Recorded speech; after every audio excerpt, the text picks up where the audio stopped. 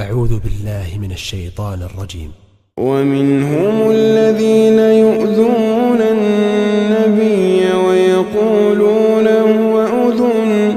قل أذن خير لكم يؤمن بالله ويؤمن للمؤمنين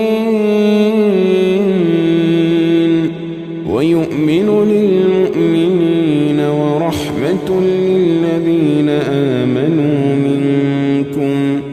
والذين يؤذون رسول الله لهم عذاب أليم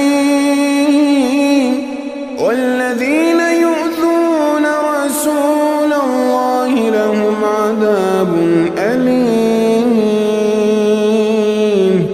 والذين يؤذون رسول الله لهم عذاب أليم يحلفون بالله لكم ليرضوكم والله ورسوله أحق أن يرضوه إن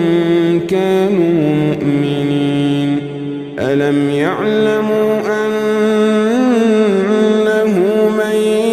يحادد الله ورسوله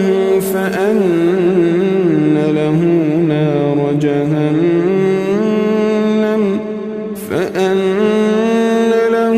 نار جهنم خالدا فيها ذلك الخزي